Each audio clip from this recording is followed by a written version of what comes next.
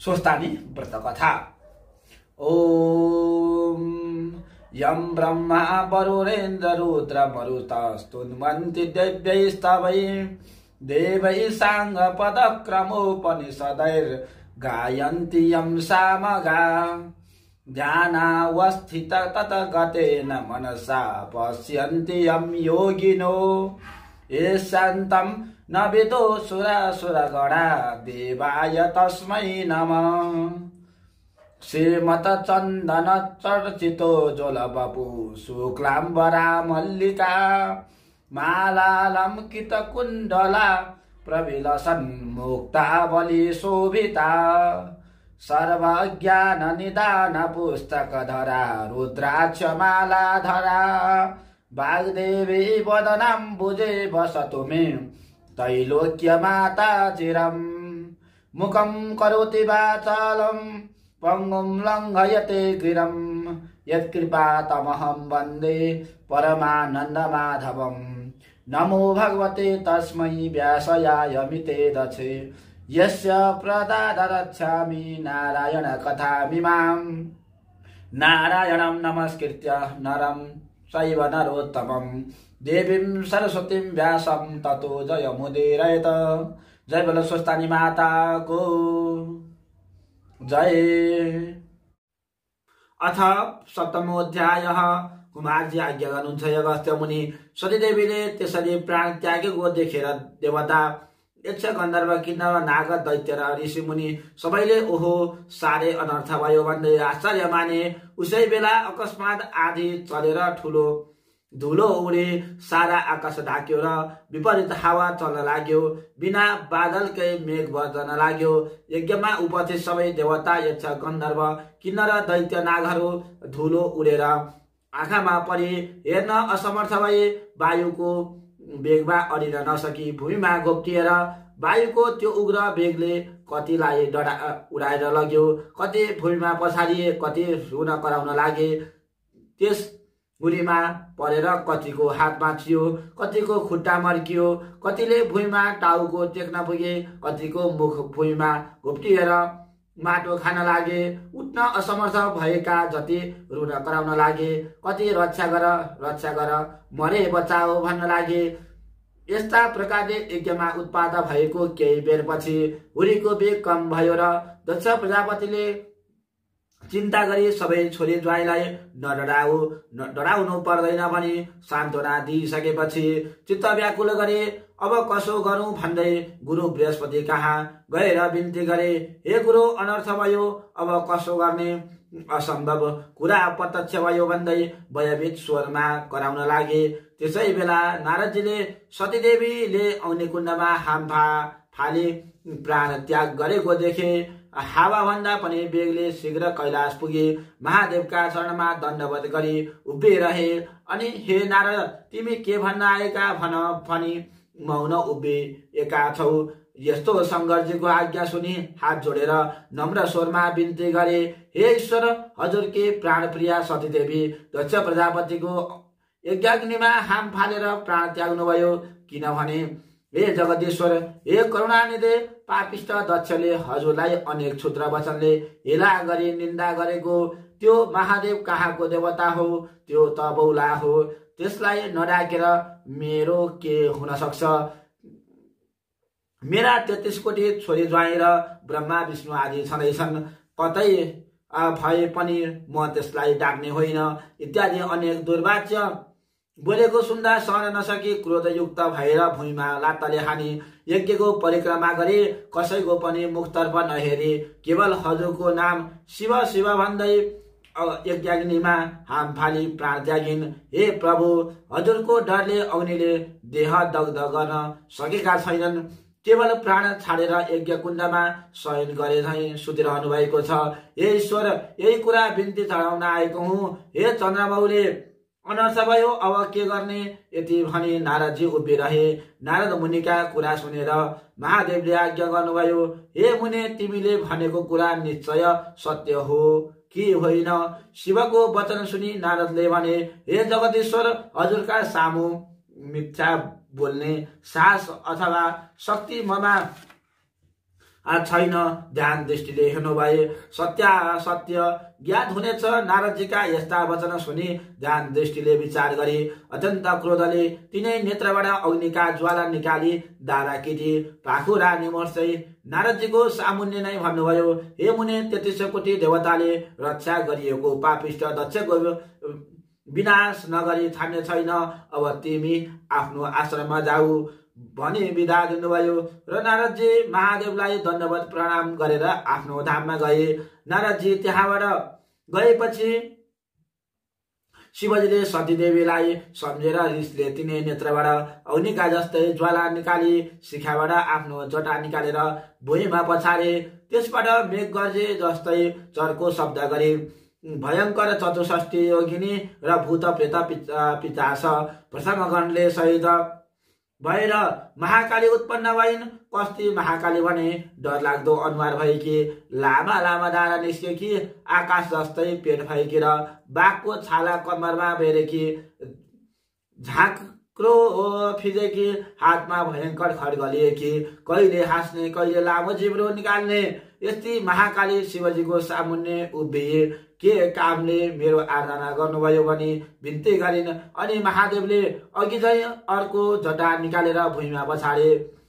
त्यसबाट पृथ्वी कम्पायमान पार्दै क्रोधित सिंह जसरी गरिदिन्छ त्यस्तै शरीरमा खरानी गर्सेका, मुण्डमाला लगाएका, दायाँ हातमा त्रिशूल लिएका र बायाँ हातले डम्बर बजाउने यस्ता भीषण मूर्ति भएका वीरभद्रले महादेवका अगाडि उभिएर बिन्ती गरे, हे शम्भु, हामीलाई किन आराधना गर्नुभयो?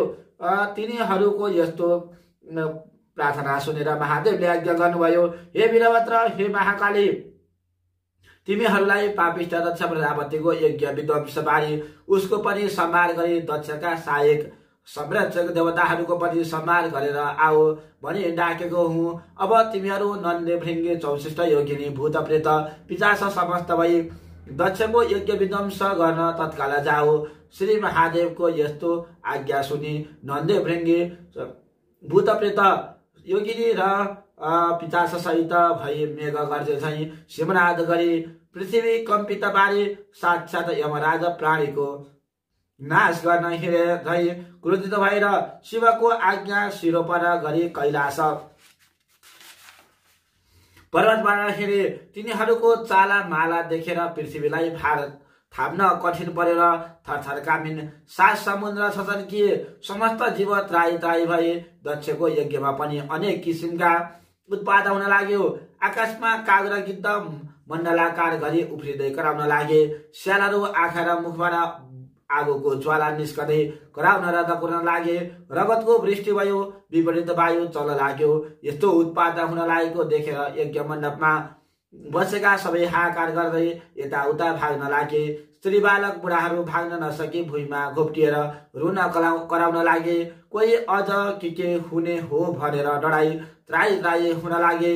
ठिक उसै बेला शिवको आज्ञा पाएर उन्मत्त भएका वीरभद्र र महाकाली, नन्द भृङ्गी आदि शिवका गण मेघ गर्जे जस्तै गर्जदै हात्तीका बथानमा शिवमा पसेदै दक्षका यज्ञमा पुगेर दक्षद्वारा डाकिएका देवता, यक्ष, गन्धर्व, किन्नर, नाग, दैत्य गण सहित परस्पर जुधे।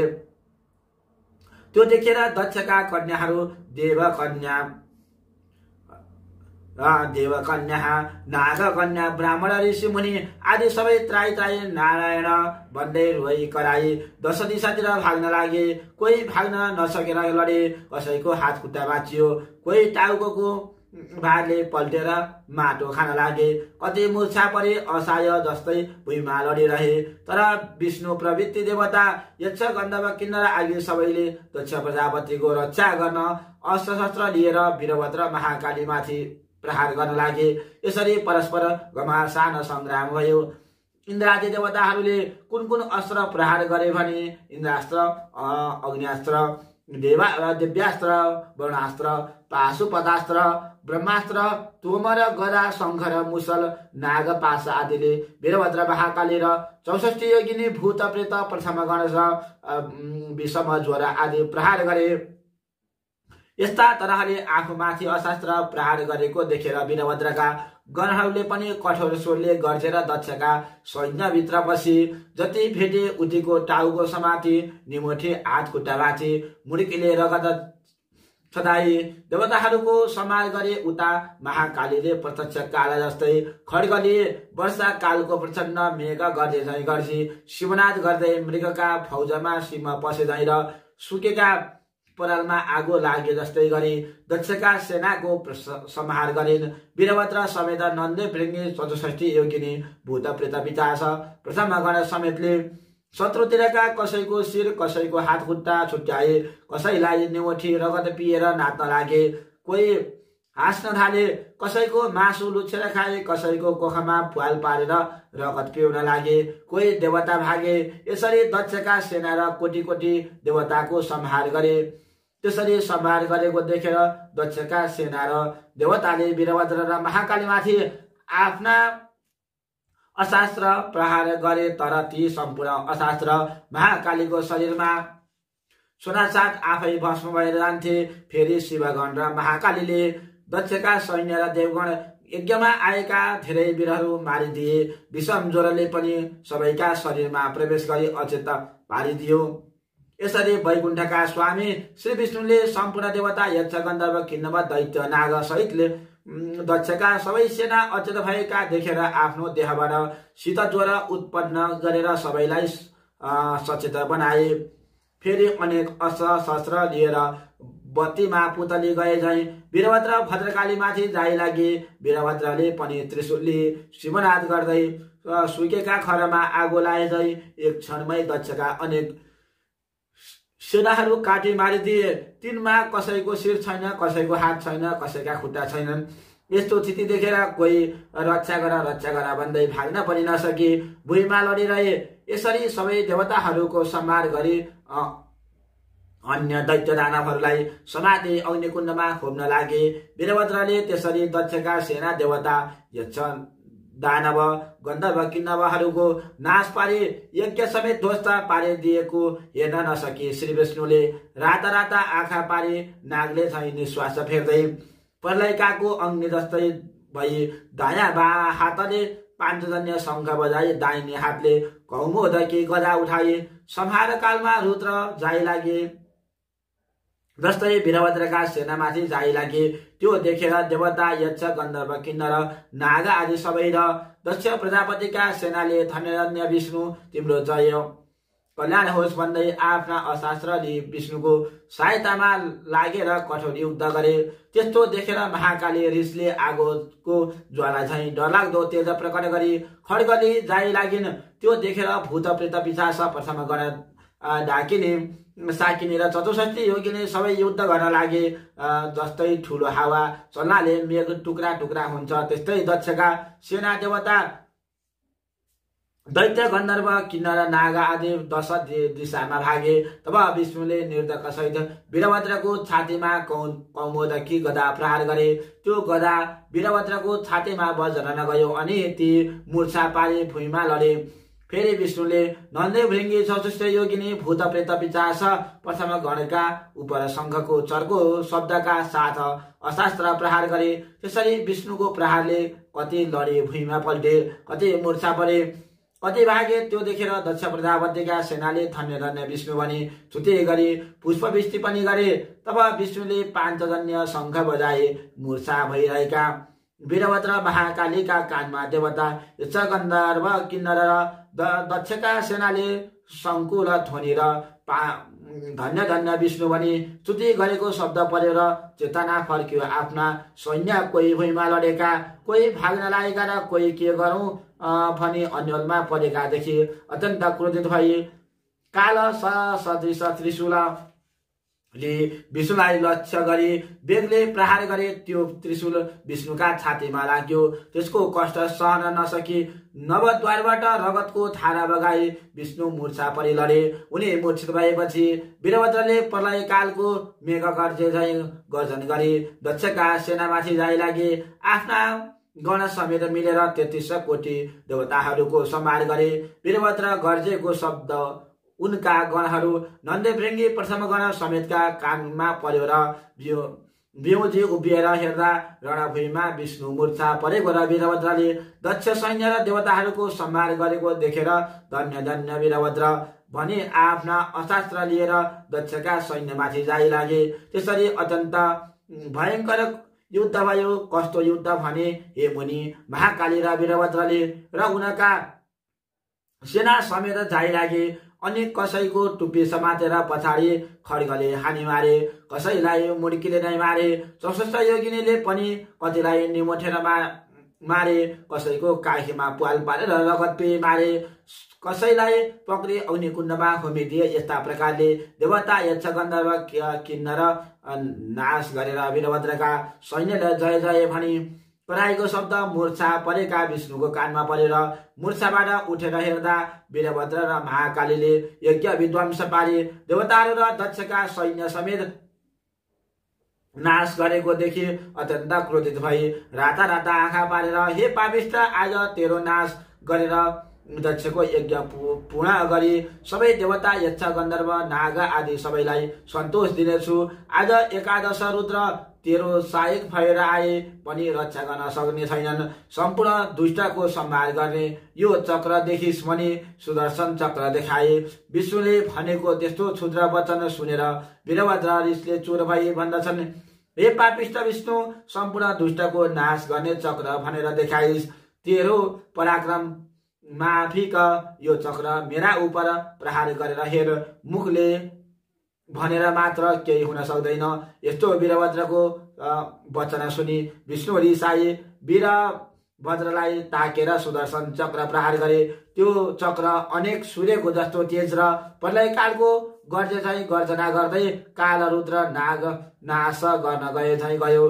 त्यस्ता प्रकारले आएको त्यो चक्रलाई देखि नन्देभृङ्गी भूत प्रेत 64 योगिनी प्रथम गण आदि शिवगण ताई ताई वीरभद्र महाकाली भनी उनका नगिजै गए। जस्तो समुद्र मन्थनमा कालकुट विष निस्केर सबैलाई भस्म पार्न खोज्दा शिवले पान गर्नुभएको थियो, त्यस्तै त्यो चक्र आएको देखेर मुख बाइदिनाले वीरभद्रको मुखमा पस्यो र निल्न तयार भएको देखि विष्णुले चाँडो गरे। वीरभद्रका मुखबाट सुदर्शन चक्र झिके, त्यहाँबाट अन्तर्धान भई वैकुण्ठ जाँदा भए। इतिश्री स्कन्दपुराणे केदारखण्डे माघमाहात्म्ये कुमारव्रत संवादे श्रीसूक्तानि परमेश्वर व्रत कथायां दक्षसेना वधो नाम सप्तमोऽध्याय। हरि हरि हरि हरि हरि हरि। जय बोलो स्वस्तानी माताको जय। ओम उपनयन्तो मङ्गलं व सकल जगन मङ्गलाय श्रीमान दिनकर किरण निबोधित नवनलिन न दक्षिण निवेक्षण कृष्ण काले वसन्तो पर्जन्य पृथ्वी शशालिनी दशोऽयं शुभरहितो ब्राह्मण सन्तो निर्भया अपुत्रा पुत्रिण सन्तो पुत्रिण सन्तो पौत्रिणः निधना सदना सन्तो जीवन्तो शरदां शतम् तत्रैव गंगा यमुना च तत्र गोदावरी सिन्धु सरस्वती च तीर्थानि सर्वाणि वसन्ति तत्र यथाचितोद्वार कथा प्रसंग या कुन्देन्दु तुषार हार्दवला या शुभ्रवस्ताभिता या वीणा वरदण्ड पंडितकरा या श्वेत पद्मासना या ब्रह्माक्षुक शंकर प्रभृतिभिर् देवै सदा वन्दिता सा मां पातु सरस्वती भगवती निशेषजाड्यापहा कायेन वाचा मनसेन्द्रियैर्वा बुद्धतमना वा प्रकृति स्वभावत करोमि यद्यत् सकलं परस्मै नारायणायति समर्पयेत्। काय भनेको शरीर, वाचा भनेको वचनले, मनसेन्द्रिय वा मनले, इन्द्रिय वा इन्द्रियले, बुद्धतमना वा बुझेर, प्रकृति स्वभावत प्रकृतिमा जे उत्पन्न भयो त्यसैले, स्वभावत भनेको लागेको बानी व्यवहारले, करोमि यद्यत् सकलं परस्मै, हे भगवान मैले जुन कर्म गरेको छु नारायणायति समर्पयेत्, नारायण भगवानलाई सम्झेर मैले तपाईहरुलाई चाहिँ पूजा गरेको छु। श्री स्वस्तानी माताले हामी सबैको इच्छित कामनाहरू पूरा गरून्। नमस्कार।